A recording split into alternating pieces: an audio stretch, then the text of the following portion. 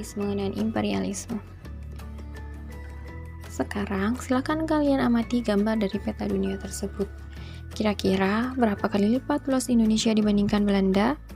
Ya, Indonesia tentunya jauh lebih luas dibandingkan wilayah Belanda. Pada masa lalu, Indonesia hanya dianggap sebagai sebuah provinsi bagi bangsa Belanda. Belanda hanya menguras kekayaan Indonesia untuk kemakmuran negerinya.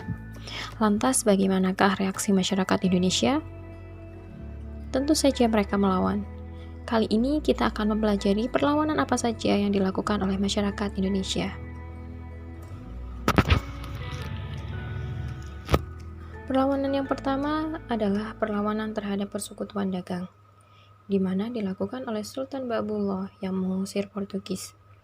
Pada tahun 1529, terjadi perang antara Tidore dan Portugis. Portugis menghalangi perdagangan Banda dengan Tidore. Portugis menembaki perahu dari Banda yang akan membeli cengkih ke Tidore. Tidore tidak terima dengan perlakuan tersebut dan akhirnya melakukan perlawanan. Rakyat Maluku sadar bahwa Portugis hanya akan merusak perdamaian.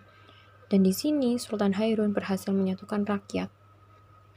Pada tahun 1570, bertempat di benteng Sao Paulo, terjadi perundingan antara Sultan Hairun dan Portugis. Perundingan itu membicarakan suatu hal yang sangat penting. Namun, tanpa disangka-sangka, pada saat perundingan berlangsung, Portugis tiba-tiba menangkap Sultan Hairun dan pada saat itu juga membunuhnya.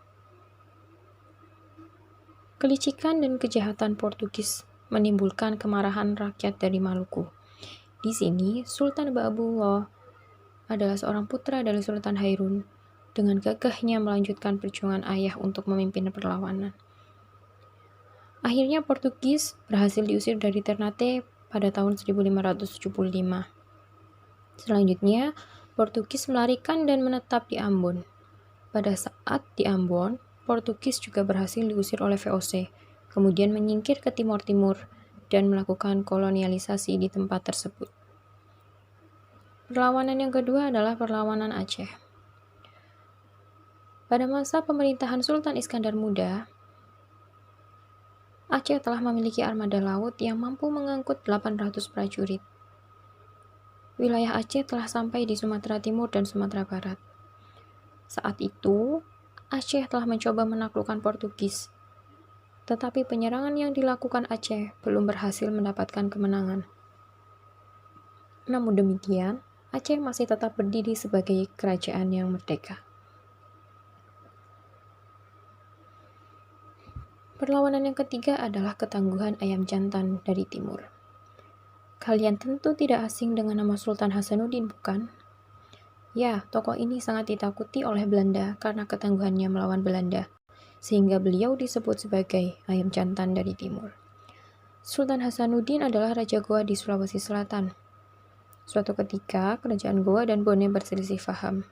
VOC memanfaatkannya untuk mengadu domba. Sultan Hasanuddin dipaksa menandatangani Perjanjian Bongaya. Perjanjian Bongaya adalah perjanjian antara Sultan Hasanuddin dan VOC, di mana isi dari perjanjian tersebut adalah Belanda memperoleh monopoli dagang rempah-rempah, Belanda mendirikan benteng, Makassar harus melepaskan daerah kekuasaannya, dan yang keempat, Arupalaka diakui sebagai Raja Bone. Perlawanan yang keempat adalah serangan Mataram terhadap VOC, di mana perselisihan antara Mataram dan Belanda terjadi karena nafsu monopoli Belanda. Kerugian Mataram sangatlah besar di sini. Kemudian, Raja Mataram yang saat itu dipimpin oleh Sultan Agung melakukan serangan terhadap VOC. Serangan yang pertama dilakukan oleh Mataram gagal, sehingga pasukan ditarik kembali ke Mataram. Tidak kurang 1.000 prajurit Mataram gugur dalam medan pertempuran. Serangan pertama gagal dikarenakan karena kurangnya perbekalan, juga karena Mataram kurang matang dalam memperhitungkan medan pertempuran. Faktor lain adalah persenjataan Belanda jauh lebih modern dibandingkan tentara Mataram. Serangan yang kedua dimulai pada 1 Agustus sampai 1 Oktober.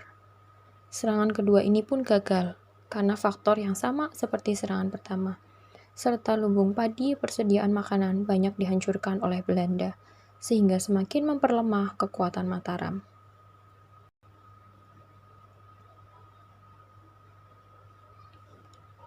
Dan kemudian pada tahun 1799 terjadi peristiwa penting dalam sejarah kolonialisme dan imperialisme Barat. VOC dinyatakan bangkrut hingga dibubarkan. Keberadaan VOC sebagai kongsi dagang seperti di Indonesia tidak dapat dilanjutkan lagi. Akhirnya VOC dinyatakan bubar pada tanggal 31 Desember 1799. Semua utang piutang dan segala milik VOC diambil alih oleh pemerintah. Sekarang silakan kerjakan soal di slide berikut.